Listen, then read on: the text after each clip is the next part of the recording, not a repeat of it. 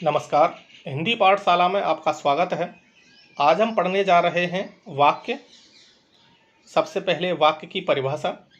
दो या दो से अधिक शब्दों के सार्थक समूह को वाक्य कहते हैं, अर्थात शब्दों का ऐसा समूह जिसका पूरा पूरा अर्थ निकले वाक्य कहलाता है। दूसरी तरीका से देखते हैं, जिस शब्द समूह से वक्ता या लेखक का पूर्ण अभिप्राय श्रोता या पाठक को समझ में आ जाए उसे वाक्य कहते हैं। वक्ता मतलब वो बोलने वाला, लेखक मतलब लिखने वाला।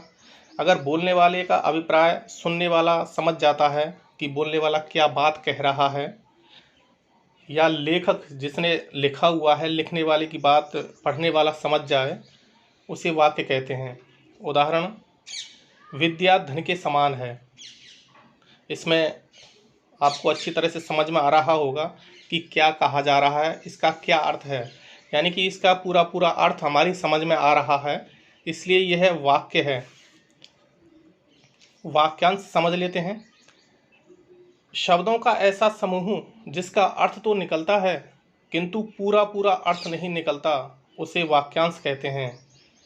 ये जो वाक्यांश हैं ये भी शब्दों का समूह होता है, इसका भी अर्थ निकलता है लेकिन इसका पूरा पूरा अर्थ नहीं निकलता, इसलिए इन्हें वाक्यांश कहते हैं।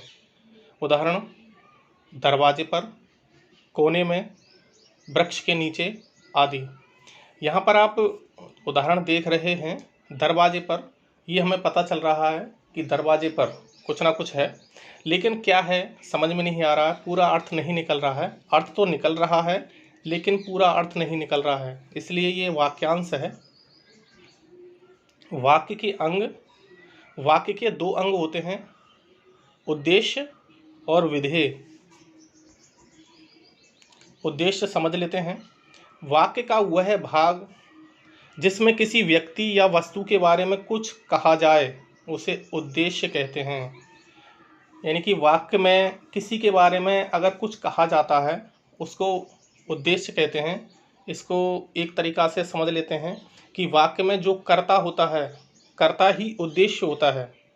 जैसे पूनम किताब पढ़ती है, इसमें पूनम कर्ता है। इस वाक्य में पूनम के बारे में बताया गया है, अतः ये उद्देश्य है। वाक्य में जो कर्ता होता है वही उद्देश्य होता है, क्योंकि उसी के बारे में बात बताई जा रही है। विधेय। उद्देश्य के विषय में जो कुछ कहा जाता है उसे विधेय कहते हैं। कर्ता के बारे में जो कुछ बात कही जाती है उसको विधेय कहा जाता है। जैसे पूनम किताब पढ़ती है, पूनम इसमें उद्देश्य है क्योंकि ये कर्ता है। इस वाक्य में किताब पढ़ती है विधेय है, क्योंकि पूनम उद्देश्य के विषय में कहा गया है। पूनम किताब पढ़ती है, इसमें पूनम के बारे में कहा गया है, पूनम उद्देश्य हुआ और जो बात कही जा रही है वह है किताब पढ़ती है, तो ये विधेय होगा। इसको इस तरीक़ा से समझते हैं। पूनम किताब पढ़ती है, ये वाक्य है, पूनम किताब पढ़ती है। इसका उद्देश्य पूनम होगा और विधेय किताब पढ़ती है, यानी कि जो कर्ता होता है वो उद्देश्य होता है और जिस कर्ता के बारे में जो बात कही जाती है वो विधेय होता है। वाक्य के भेद। वाक्य दो प्रकार के होते हैं, अर्थ के आधार पर वाक्य भेद और दूसरा रचना के आधार पर वाक्य भेद। सबसे पहले हम पढ़ेंगे अर्थ के आधार पर वाक्य भेद। ये 8 प्रकार के होते हैं। विधानवाचक वाक्य, निषेधवाचक वाक्य, प्रश्नवाचक वाक्य, विस्मयादि वाचक वाक्य, आज्ञावाचक वाक्य, इच्छावाचक वाक्य, संकेतवाचक वाक्य, संदेहवाचक वाक्य। विधानवाचक वाक्य के बारे में समझ लेते हैं। वह वाक्य जिससे किसी प्रकार की जानकारी प्राप्त होती है वह विधानवाचक वाक्य कहलाता है। यानी कि इस प्रकार के वाक्यों से कुछ ना कुछ हमें जानकारी अवश्य मिलती है। जैसे भारत एक देश है, राम के पिता का नाम दशरथ था। तो यहाँ ये एकदम सीधा सरल वाक्य होते हैं, तो ये आसानी से समझ में आ जाते हैं कि यहाँ पर कुछ ना कुछ हमें जानकारी मिल रही है, किसी के बारे में बताया जा रहा है।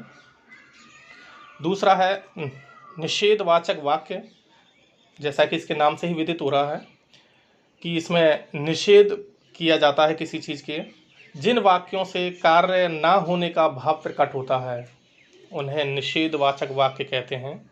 जैसे मैंने दूध नहीं पिया, मैंने खाना नहीं खाया, इनको नकारात्मक वाक्य भी बोल सकते हैं, क्योंकि इसमें नहीं का प्रयोग किया जाता है।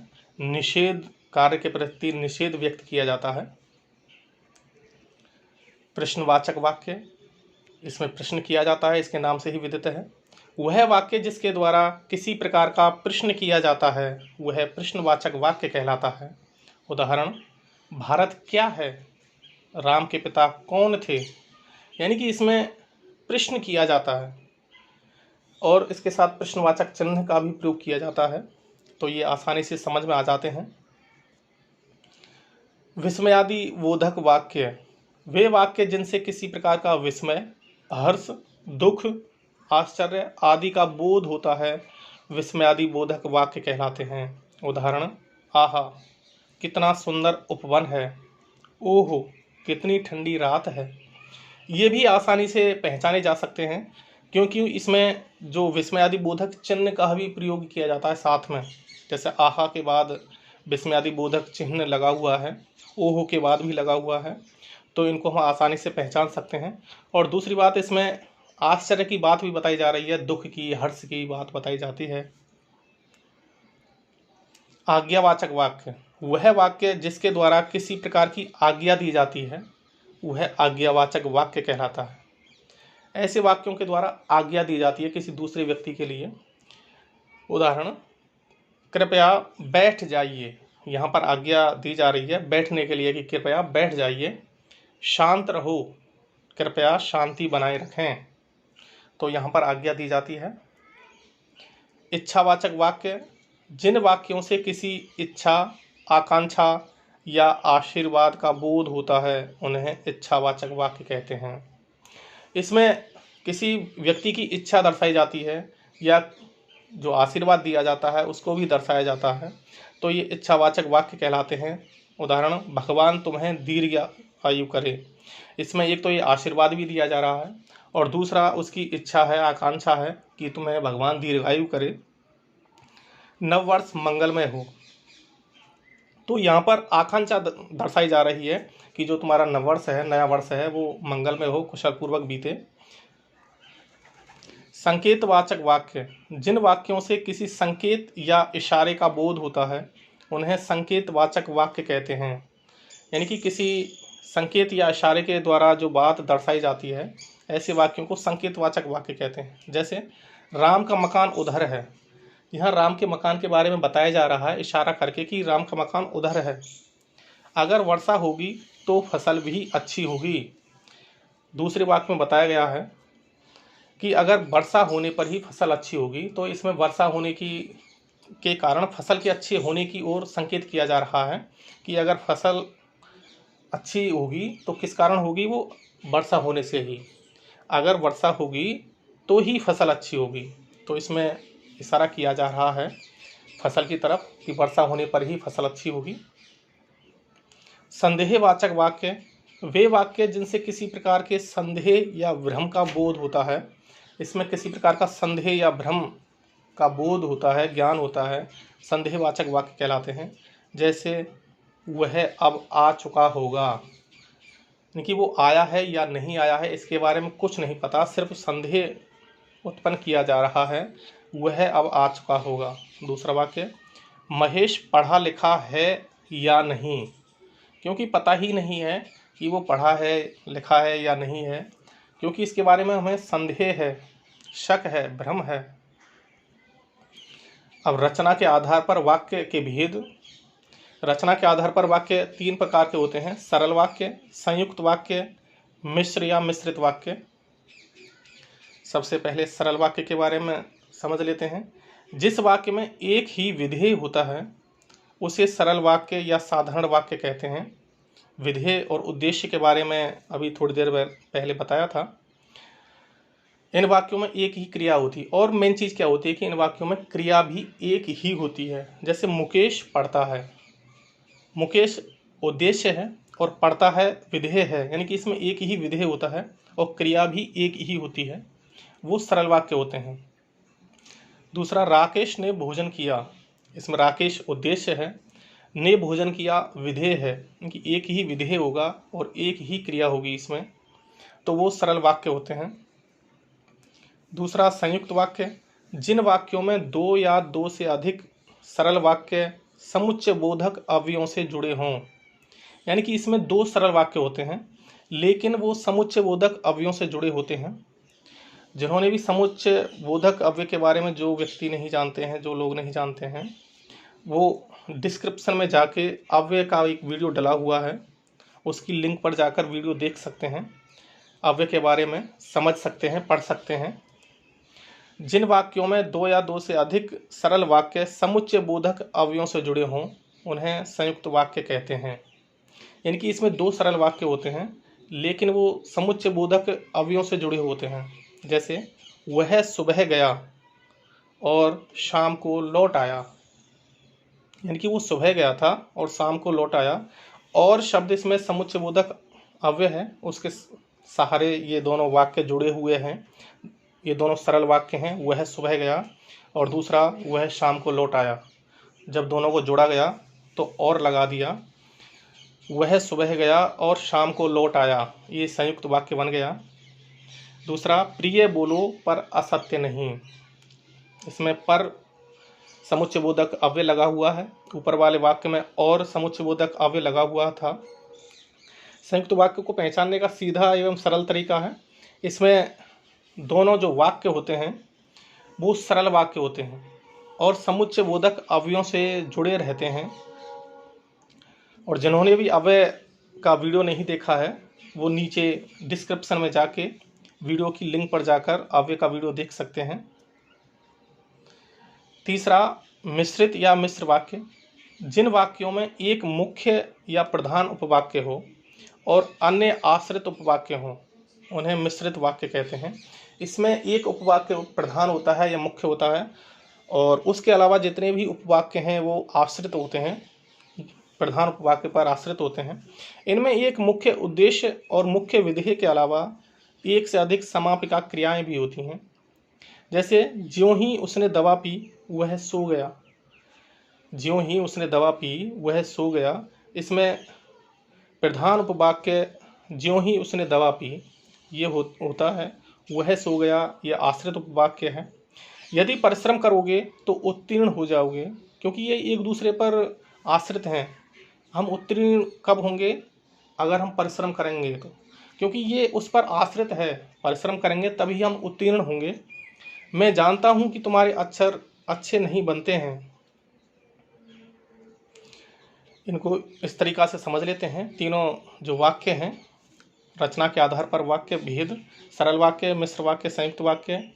पहचान, सरल वाक्य की पहचान एक उद्देश्य प्लस एक विधेय होता है इसमें, तो सरल वाक्य बनता है। उदाहरण, सूर्योदय होने पर कुहासा जाता रहा, सूर्योदय इसमें उद्देश्य है, होने पर कुहासा जाता रहा विधेय है, तो इन दोनों को मिलाकर सरल वाक्य बनता है। एक उद्देश्य प्लस एक विधेय मिलाकर सरल वाक्य होता है।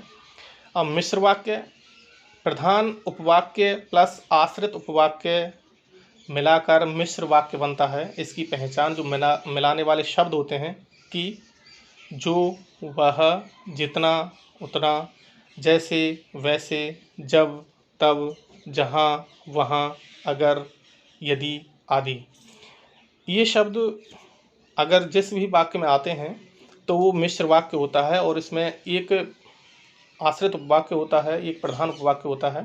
आश्रित उपवाक्य प्रधान उपवाक्य पर निर्भर रहता है। इसका उदाहरण देखते हैं।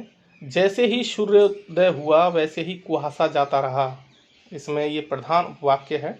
जैसे ही सूर्योदय हुआ, यानी कि जो ये मिलाने वाले शब्द के उदाहरण दिए गए हैं, अगर इनके साथ जो उपवाक्य प्रारंभ होता है वो प्रधान उपवाक्य होता है।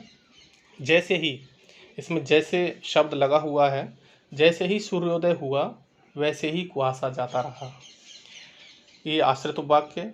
जैसे वैसे प्रधान उपवाक्य और आश्रित उपवाक्य को मिलाने वाले शब्द हैं। संयुक्त वाक्य समझते हैं। सरल वाक्य प्लस सरल वाक्य, यानी कि दो सरल वाक्य होते हैं और वो आपस में समुच्चयबोधक अवयवों के साथ जुड़े रहते हैं। जोड़ने वाले शब्द और, एवं, तथा, या, अथवा, इसलिए, फिर, भी, किंतु, परंतु, लेकिन, पर, अतः, तो, नहीं, तो आदि। उदाहरण, सूर्योदय हुआ और कुहासा जाता रहा। देखो, एक ही वाक्य है ये, सूर्योदय होने पर कुहासा जाता रहा, ये सरल वाक्य है। इसको हम मिश्र वाक्य में भी बदल सकते हैं और इसे संयुक्त वाक्य में भी बदल सकते हैं।